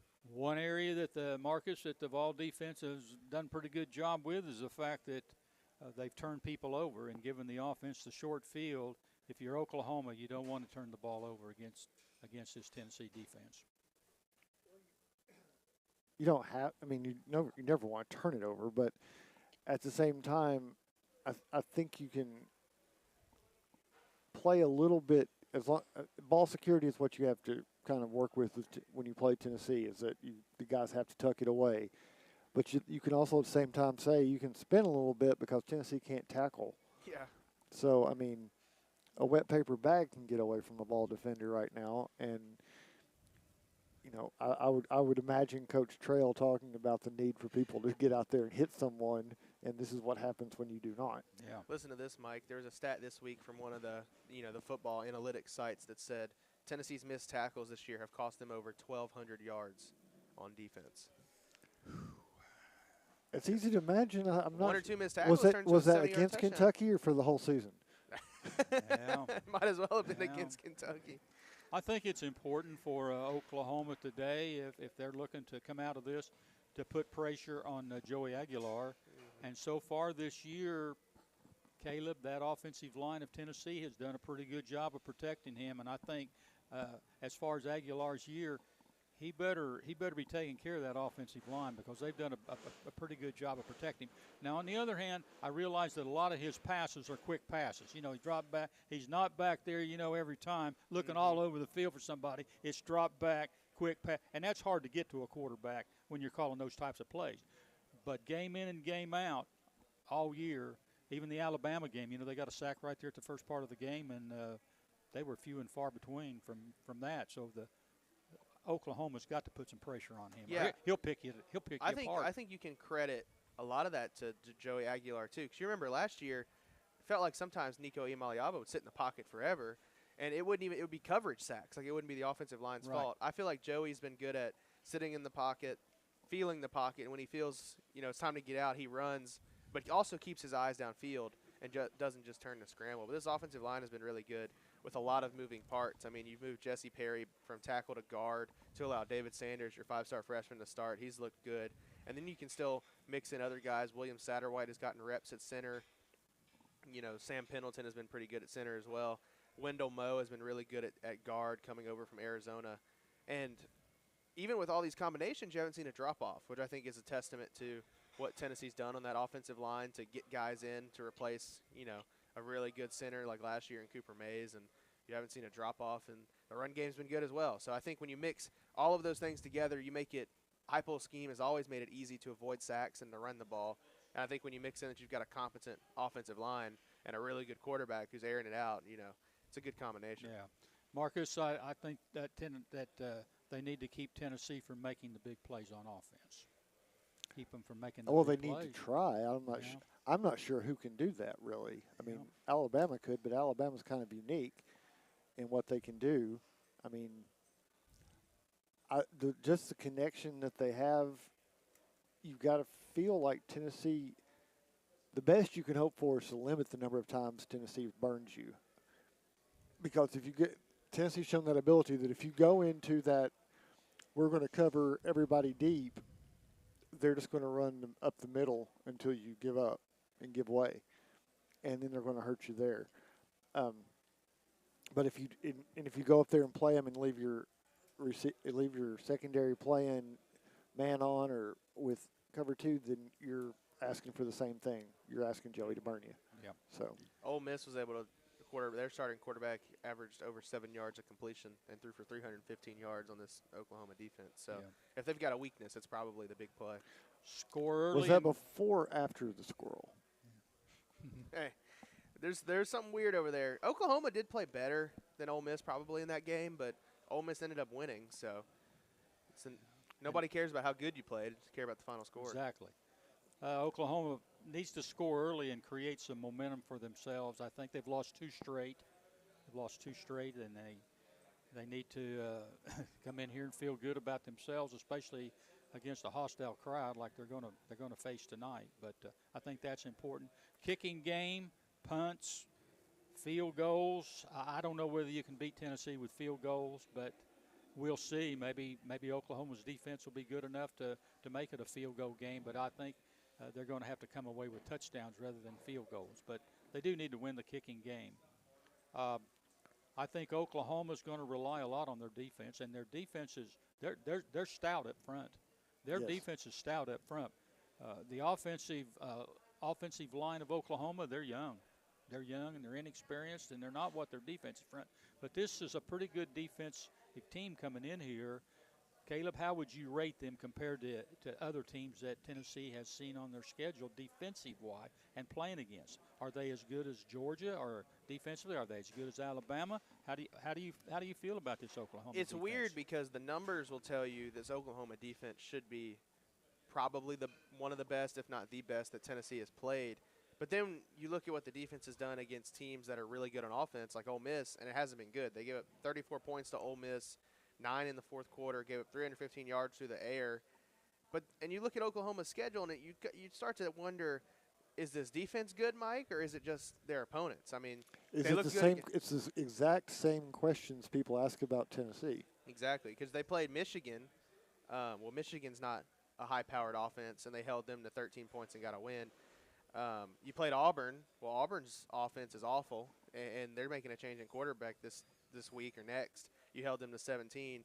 You lost to Texas, gave up 23 points to Texas. That offense is horrible and hasn't done much this year. And most of those points were late. Exactly. That was a slugfest for probably about 3 quarters. Is this Oklahoma's a victim of its schedule and their numbers look good because they played horrible teams? Or is it actually a good defense? It certainly won't be the worst defense Tennessee's faced because there's, Brent Venables always calls a good defense, and he's got a lot of good prospects on that team. But I don't know how good they actually are just because you look at their schedule and they haven't played anybody that knows how to call call an offense besides Ole Miss. Like if you eyeball them, you would not put. I would not put them. They may prove me wrong today, but I would not put them on like a Georgia or Alabama level up front. They're on a tier right beneath them, I think. But now as a whole defense, I don't know. And I think the ironic thing is, I'm going to go back to Lonnie and Ray, but 50 years ago in this situation, if you were Oklahoma, your offensive front would be getting much better at this point in the year because it's been practicing for 3 months against a veteran defensive line. That's not the case anymore because of the way they limit contact and all that sort of stuff. You can't use that kind of I'm going to take my veterans on one side to teach the other side of the ball some dirty tricks and get them ready and make them grow up. You can't do that anymore. Yeah. Tennessee, I've got some things that I feel like they need to do to win. I'm going to kind of go through them. They need to score early. This is what Tennessee's done really well this year, and they're the best when they do score early, especially in that first quarter, and set the pace for the game and build that momentum. Use their hurry-up offense. Keep Oklahoma off balance. Pressure their quarterback, Mateer. Oklahoma, his weakness on the offensive line. Run the ball. Set up the passing game. Limit penalties. Penalties have been a problem. No turnovers. Don't get Oklahoma the short field, and the secondary definitely needs to step up and play their best game probably of the season so far in this one. Caleb, you want to talk about some of those points, or do you got some others? No, I think penalties have always been an issue under Josh Heupel, so I don't know how much cleaner they'll get. But honestly, at home, you shouldn't be having false starts and offsides and penalties like that.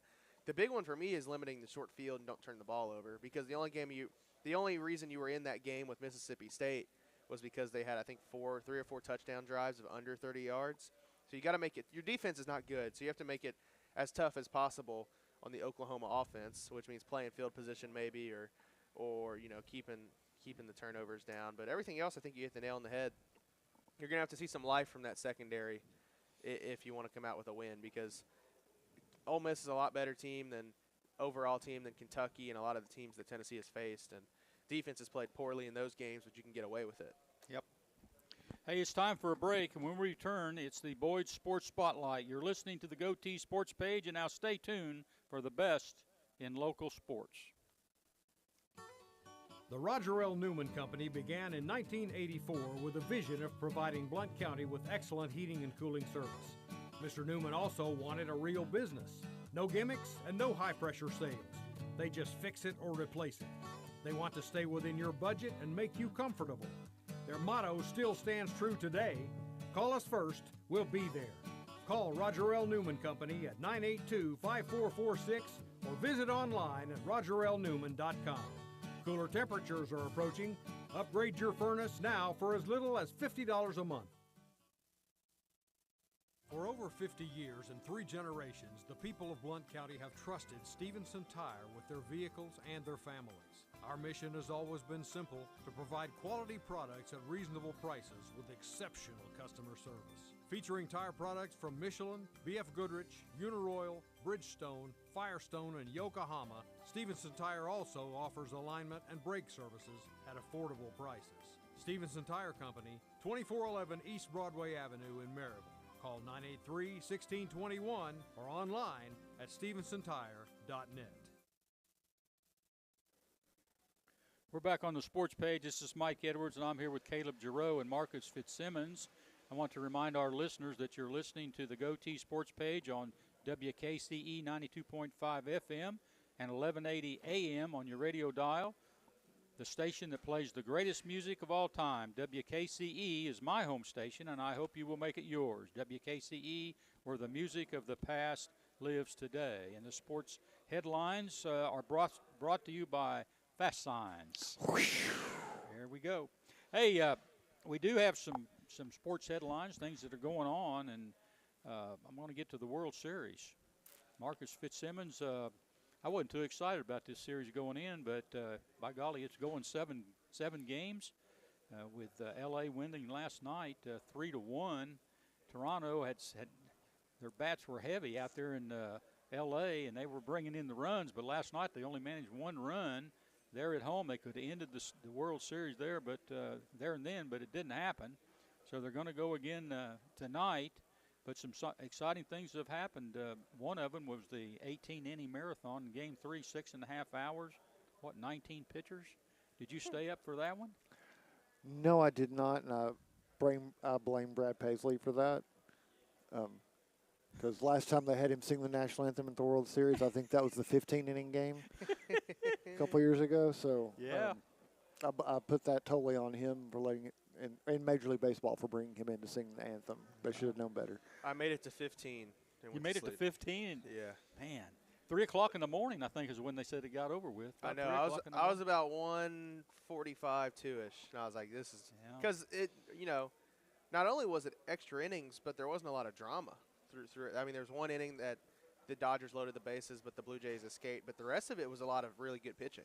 Yeah. Which put me to sleep. It's going to make an interesting hitters Game 7 because they wore out 2 games worth of pitching in that game. But, going all that, you would have thought that it would really deflate Toronto, but they came back nice. Came back and won the next 2 games. And setting up.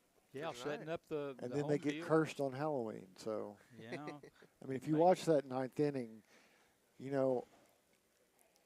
I believe the manager said after the game that he has never seen a ball get stuck under the wall there. That was pretty unusual. Yeah, but, that was a Halloween ball. Because if that ball doesn't get stuck, then the Blue Jays score there and are in position to score again. I mean, they're going to, instead of runner second and third, you've got a runner on third and you're down 3-2. 1 out. Yeah. 1 out. Sack fly, and you got a tie ball game. And that was a big play. And a smart play by the outfielders. Oh, yeah. If he picks it up, they're in trouble. Yeah. Yeah, picks it in trouble. Well, tonight, Toronto's going to go with Max Scherzer. 2025 stats, 5-5, ERA at 5.19, and it looks like the Dodgers, I think it's, as I looked at the phone there this morning, it's still undecided, but it looks like Ohtani's going to go. Really? What do you think? This will be an interesting one. I wouldn't trust it until we see who walks on that mound. Yeah, right now it's undecided who's walking out and there. Even if they go out there, if they stay more than 1 pitch, I mean, they may put somebody on the card and then change their mind and just pull out. Max Scherzer, I think for the Blue Jays, is probably going to go. And that'll be this is the type of game that's perfect for him. Psychotic, Game 7, everything on the line. I don't think there's a guy they'd rather have. Going to be interesting because everybody, and I mean everybody's in the bullpen in this game. Don't you guess? Oh, yeah. Well, what are you going to – I mean – And you've seen everybody, too, which makes it interesting, especially after the 18-inning game. You've seen some of these relievers and almost everybody 3 times. And more. Yeah. And more. All right, Ed Orgeron, former coach at LSU, was fired just 2 years after winning a national championship for the Tigers in football, is throwing his hat in the ring for the newly opened job. What do you think about bringing him back? Hey, he might be pretty good in this transfer portal IR. He could have had – he might have had another championship at LSU if he'd just stay away from women. I don't know. I won't talk about that. He might be good in the NIL deal we got going on right now. Huh? Can he end up somewhere? Can he end up at, I don't know, Auburn or that job opens up? Or Auburn is an interesting Arkansas one. I don't think you can hire him up north. I don't think no. Lord, no. What would he be doing up north? Hey, that's where you got to get him out. You got to imagine him at Wisconsin. They don't have gumbo up there. And somebody will. I mean, the way the carousel turns, it's just making so many weird moves already. You got. I mean, nothing is off the table when it comes to how things are going to shake out by the time the last hire is made. Tampa is going to host the 2029 college football playoff title game. It's going to be warm. Be warm down there for sure. We mentioned this earlier this morning. Around $168 million is owed to the fired coaches that have been let go in college football. Loyola Chicago are going to wear Sister Jean jersey patches. Got a likeness of her that they're going to sew on the jersey. Wonder if they'll make another run with the patch. I don't know. They're due, aren't they? Yeah. Marco Andretti. Marco Andretti is ending his racing career and the Indianapolis 500, 38 years old, and now that since he is retiring, the Andretti curse at the 500 will never end. Mario won it in 1969, but no other Andretti. Michael led a lot of laps. Marco almost won it when he was 19 years old. He lost on the last turn. You know, he had a chance to win the race and didn't win it. So there are no more Andrettis coming up. So that's a little bit sad. Jeremy Pruitt. Jeremy There's a Pruitt's, name we don't want to talk about anymore. He's back in the news. Former Vol head football coach Jeremy Pruitt will be hired at Jacksonville State as an analyst. That's the word. The NCAA has given approval. His role will not include interacting with recruits, and he will have limited interaction with players. I understand. Sounds like an advice deal. Yeah, I so understand he's just going to cut film? supplement that job by working the takeout window at McDonald's because he's very good at handing bags out that window. Hey, the way things are now, that wouldn't have got him anywhere now. No, that'd be another. That's just Monday. That would have. Well, he could, as Coach Iruli says, he always talks about giving sandwiches and stuff away. That's what they're doing up at Carson Newton now, and he's out of football, you know. Yeah. Show cause. Well, we'll see what happens He's with the him. most Yeah. tenured film cutter ever. I think he's still in the lawsuit stages too, you know, working lawsuits. All right, let's talk about today's sports history. 1913, Notre Dame upsets Army 35-13 in college's inaugural football game. Irish quarterback Gus Doré was 14 for 17 passing for 243 yards, and receiver Knute Rockne was his main target. They used the forward pass effectively. Up until that game, pretty much college football was all running the football. And Army was a power. Notre Dame came in there and threw the ball and beat the Cadets. Knute Rockne went on as coach of the Notre Dame Irish.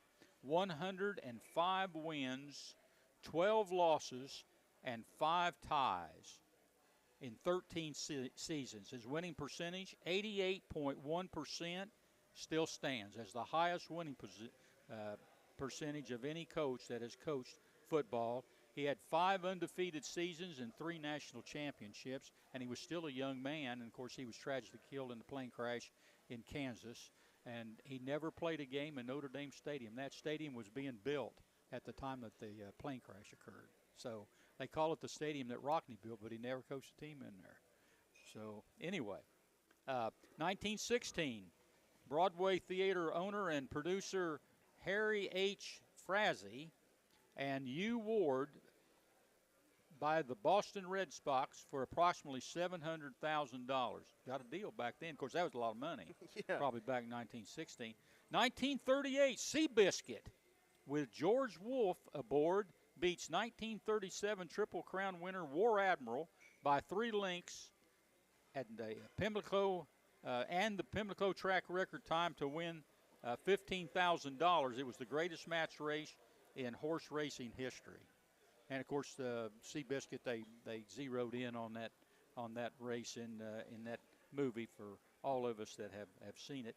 1951, the Brooklyn Dodger catcher Roy Campanella wins his first of his 3 National League MVP awards. 1959, Jim Brown runs for 5 touchdowns in Cleveland Browns' 38-31 win over the Baltimore Colts. 1964, Houston Oilers quarterback George Blanda attempts an AFL record 68 passes. He had 37 completions, but he lost to the Buffalo Bills 24-10. Can you imagine that? Throwing 68 passes for 1 touchdown? What do you do with your arm after that deal? Put it in the whirlpool with a bunch of ice? Only one. I don't understand. It's a lot of passes. That's a lot of incompletions. Yeah. That's a whole lot of incompletions. How long did that game last? 68. How many times did the offense have the ball? Would you throw 3 incompletions and convert the 4th? What? The math. I mean, golly. Yeah. I mean, they scored twice. Yeah. They got 10 points out of it. Hey, in this same year, 1964 must be a special year in football. Of course, these were AFL teams. You know, they weren't in the NFL, had the NFL and the old AFL. But Kansas City Chiefs quarterback Len Dawson, he passed for 435 yards and 6 touchdowns in a win over the Denver Broncos. Lenny Dawson, remember I don't know if you guys have seen the photo where he played in the Super Bowl and he's on the bench smoking a cigarette. You know, that's a classic picture. But he was a great quarterback out there for the Chiefs. 1966, the NFL awards a football franchise to the New Orleans Saints. New Orleans Saints. You should go back and reverse that. Well, they built a Superdome. Yeah, Nice place. They were good They're for a still while. Still operating the Superdome down. It's Superdome. nice. The remodel is nice, but that poor franchise. 1968, Major League Baseball pitcher Denny McClain of the Detroit Tigers wins the American League Cy Young Award. He went 31-6, and the Tigers win the World Series, won it over the Cardinals, and of course Denny McClain and Bob Gibson, both in that series. McClain 31-6. That's a record that's probably we're never going to see a 32 game winner in this day and age. No, I don't think so. I don't think so. That's crazy. 1987, Brazilian Formula One driver Nelson Piquet clinches his third Formula One World Championship. 1994, the Chicago Bulls retire Michael Jordan's number 23. 1997, Nebraska head football coach Tom Osborne records his 250th NCAA victory over Oklahoma, 67-7. Well, I bet that didn't set very well with those two rivals back in the day. 2007, Joe Torre moves from managing the Yankees to managing the Dodgers. Signed a 3-year, $13 million contract. And in 2010, the San Francisco Giants won their first World Series title since relocating from New York City. Birthdays. In 1880, sports writer Grantland Rice. Marcus, you know where he's from? Grantland Rice? No idea. Murfreesboro. Really? Murfreesboro, yes. He was born in Murfreesboro, Tennessee, and he died in 1954. He was the guy that came up with the Four Horsemen at Notre Dame. The Four Horsemen. He wrote the article about them. It was the golden age of sports. Yeah. 1918, Ken Miles was born, the British-American auto racer. He died in 1966. And, of course, he's they portrayed him in the movie Ford vs. Ferrari. 1935, Gary Player, South African golfer, won 9 major titles. He was born on November the 1st. And Fernando Valenzuela, 1960, 6-time Major League All-Star, Hall of Fame, 2 World Series with the Dodgers winner. And he died in 2024. And November the 1st, today, is my birthday. Oh, there we go. I am very honored to have. It took you an hour and 45 minutes to tell us. Well, I'm very honored to share this day with all these famous people. And something else of note: yesterday was Jane Pauley's birthday. Jane Pauley's on Sunday morning and been with NBC, and she was born in Indianapolis, Indiana. She in 1950. She's the same age as I, and I've been trying to find if she was born in Methodist Hospital, because if she was born in Methodist Hospital, we could have been cellmates right there, and as young infants. But I couldn't find out. They just got her listed as being born in Indianapolis, and of course she went to school in Indianapolis high school. She was on, I think, local stations for quite some time, and it's gone on. But it was easy to spot Mike because he was the one throwing his diaper in the trash can. Yeah, well, I'll tell you a story about hitting it every time. I'll tell you a story about that. My mom and dad told for years and years and years that I was actually born on Halloween, but they didn't figure out what I was till the next day, so they called it November the 1st, and they told that story forever and ever. And then my dad would follow that story up by, they had all the babies in this area where there was a window. And I would go and look at the mic in there, and somebody would come up to me and say, "Now, which one is yours?" And I would always point to a different one. He would always tell that story too. So obviously, I don't know, things just didn't look too good right back there. Yeah, something's going on in Methodist. Yeah. Anyway, Des, 1947. Let's see, 1947. Man of War, the racehorse, the thoroughbred horse, won the Preakness and the Belmont in 1920. 30 years old, passed away. 1962, Ricardo Rodriguez, one of the Rodriguez brothers, Mexican auto racer, youngest F1 driver to ever race for Ferrari. died in practice accident at 20 years old. Walter Payton, 1999. Hall of Fame running back with the Chicago Bears, passed away at 45. And in 2023, Bob Knight.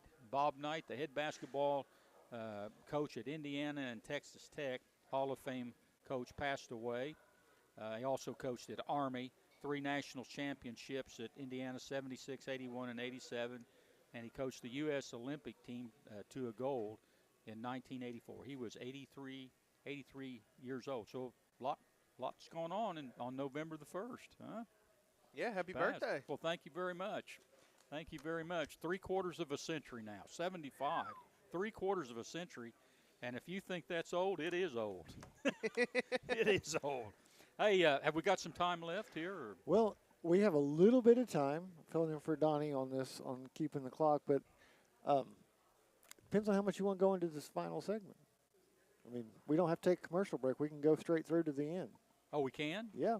Go straight through to the end. Well, let's just go ahead and do that. Marathon, not a sprint, Mike. Let's go ahead and do that, and let's just look at some SEC games.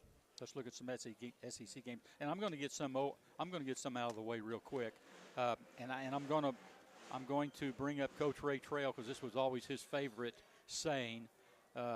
Mississippi State at Arkansas, SEC Network at 4 o'clock. And I'm not going to say any more about it. I'm just going to say Ray Trail, the Battle of the Mullocks. The Battle of the Mullocks. Somebody has to win. And then I'm going to jump right down here to Kentucky at Auburn, SEC Network at 7:30. Again, Ray Trail, Battle of the Mullocks. There's a little bit at stake in this game. Mark Stoops and Hugh Freeze are both fighting for their job, so there might be a little bit more at stake here. You know, the Mississippi State mythos this year, that's where you've got to give Josh Heupel credit because he kept his job after beating Mississippi State, which is more than several coaches in the conference can say. Yeah. Well, hey, this week the coach has to keep his job. Yes. You can't fire an interim. Yes. So I guess you could switch interims. You can see. Yeah. Before we get to the top or the games, governor could step in and name a new coach for Arkansas. Yeah. Before we get to the top games, South Carolina is at number 7 Ole Miss, and that game's at 7 o'clock. A couple of interesting stories here. First of all, Caleb, South Carolina went into the year with high hopes. I think they were ranked extremely high to start the year, but it's been disappointing. It's been a disappointing year for the But they haven't fired their coach. They have not fired their coach. They have not done that. I mean, but it has been a disappointment for them this year. Yeah, it's a big bounce back week for Ole Miss too, which you would think a game like this, when you have a playoff team fighting for a spot, that tickets would be expensive. Only $47 to go watch the Rebels today. 12.5-point favorite, and I think the big story out of Ole Miss is can they stay focused with all the talk about Lane Kiffin, going to Florida or going to LSU, or with all the carousel going round and round out there. That's going to be his big deal, is to keep his coach, his team focused in on what they're trying to get done here. Honestly, if they have veterans on that roster, 4th or 5th year players, they're probably used to it at this point. Yeah. Feels like every time a coach opening comes open, it's Lane Kiffin or bust. Pretty much. Let's jump up here to number 9 Vanderbilt, 7-1 and 3-1 in the league, at number 20 Texas. Texas 6-2 and 3-1, and the Longhorns come in as a 3-point favorite. ABC's got that game at high noon, 12 o'clock. 2 teams still in the playoff hunt. Texas loses, unless you guys have got an argument out there, I see them as being out. Texas might be the worst ranked team in the history of rankings because they haven't done anything, and they're still ranked. Yeah. How they won last week is still a mystery to me. Yeah. I mean, I thought when I was flipping back and forth between the upsets, and I couldn't believe that they pulled it out. Yeah. Vanderbilt seems to be for real. This is a pretty good football team that's got a lot of pluses on both sides of the ball. They got a good defense, a good solid defense, and they got a good quarterback. Do you see Vanderbilt? Vanderbilt is number 9. I didn't go back in the record books or the history books, and I don't know when the last time Vanderbilt was ranked number 9. Have either one of you done any research on that? How about you, Marcus? 1941. 1941. Yeah. and everybody was at war. Yeah. Not yet. Much. Not yet. Warming up. That was December. That's right. But it's getting close. There was a lot of anxiety. But anyway, Marcus, can Vanderbilt, can they run the table? Can they run the table? I think Tennessee would say no. I'm not sure if Tennessee's right. But if they could win, if they can pull off today, and I think they're perfectly capable of doing it, then they're in the position Vanderbilt's only dreamed of. And you know their resume's looking good. You know if they pull off this is another ranked team right here. Yeah. They're you know Vanderbilt may be one of these teams that could be 6-2 with their resume and make the playoffs. That's a question mark. I don't know if they lost to Tennessee if they'd be able to, but if it was today, the projection has them playing Georgia Tech as the 8-9 game. That'd be an interesting game. We'd be that's reliving a very winnable game. We'd be reliving SEC games from the 1910s all over again with that one.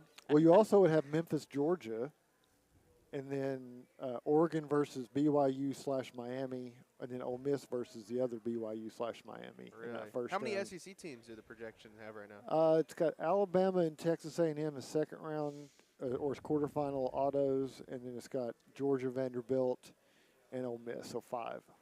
Five teams. Do you all feel comfortable with 5 SEC teams making I think I think it's going to be high when we get there. Yeah. I think 4 is more likely. Let me see that thing.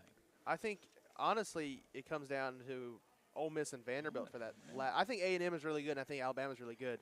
It's Georgia, Ole Miss, Vanderbilt that are kind of in competitions for the last spots. But this is like Vanderbilt football to a T, like you said, Mike. You play good defense.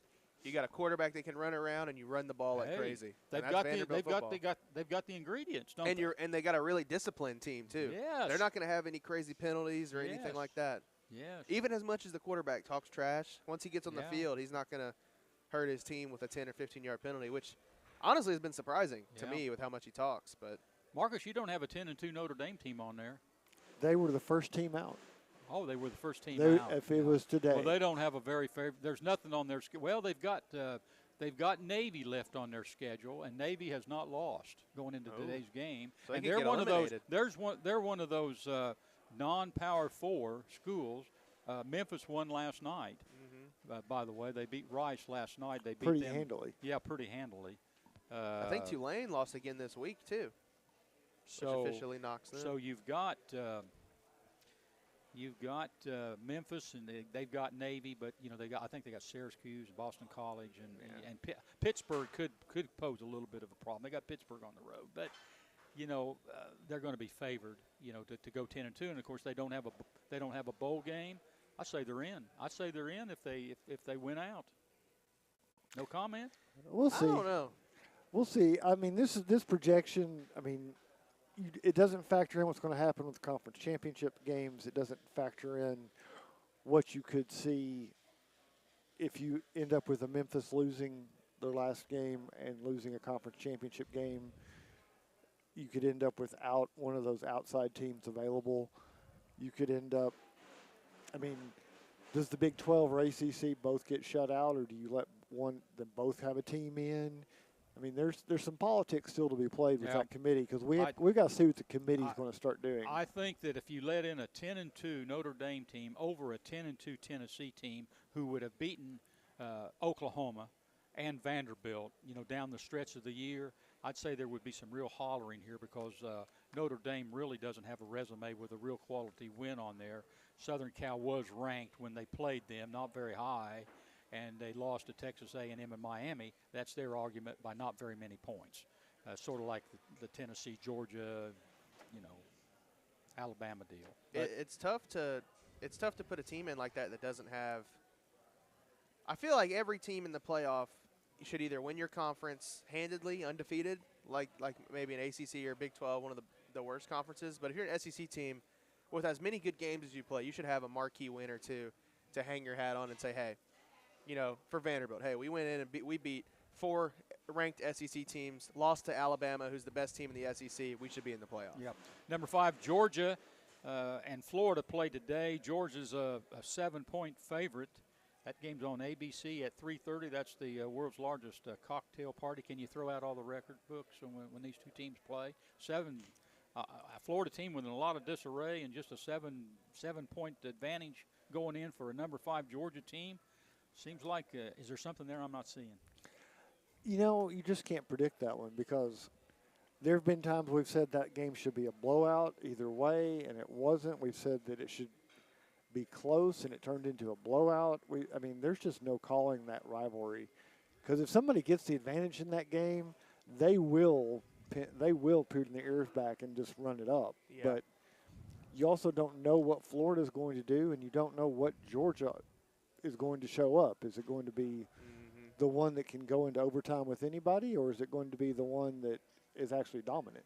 Yeah, I've said it for a couple weeks now. Florida has nothing to lose, and Georgia has everything to lose. So I feel like whenever you it's easy to get a team ready for a matchup like this when you tell them, like you mentioned, it's a rivalry game, crazy stuff happens, and why don't you go out there and ruin their playoff hopes? And plus, you can always say, hey, coach is gone. I need to get my NIL value up for the portal. Get good film for the portal. That's a good point. In national games, Penn State's at number 1 Ohio State. And, at the beginning of the year, that would have been one to look forward to. But since the wheels have come off at Penn State, it doesn't look as attractive. Ohio State's 18.5-point favorite. Number 10, Miami's at SMU. That'll be a fun one. 5-3 record for SMU. So they could give Miami a little bit of fit today. Winner of that game is going straight to the playoff, I'd bet, too, or in the driver's seat at least. Number 2, Indiana at 8-0. They're a 21-point favorite at Maryland. Maryland comes into that game at 4-3. Notre Dame, as we said, is at Boston College. Georgia Tech is a 5.5-point favorite at 4-4. North Carolina State. Navy at 7-0 is at North Texas. North Texas is 7-1, and they're a 6.5-point favorite there. So, in teams vying for that 12th playoff spot, you got number 25 Memphis, who's now 8-1. Navy 7-0, Tulane 6-1, North Texas 7-1, but they play Navy today, and then that's in the American Conference. In the Mountain West, you got Boise State at 6-2, San Diego State at 6-1, and UNLV at 6-1.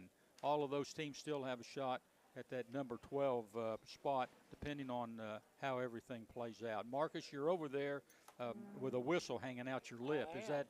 Are you ready to get out of here? Hey, I'm not ready to go, but our time is up. All right. Hey, last week we had no whistle, Mike. No whistle, so we got a whistle. Finally got a whistle. And we'll look forward to Donnie being back next week with us for another episode of the GoTeez Sports Page. But let's get us out of here, Marcus. Hey, that'll do it for today's edition of the GoTeez Sports Page. Thanks to Aaron Ishmael back at Loud Media, our host, the Bluetick Tavern, and all our sponsors. Until next Saturday, this is Mike Edwards, the Greenfield Gunner, wishing everyone good sports. And that's the final whistle. Join us again next Saturday for the GoTeez Sports Page. The best in local sports since 1970.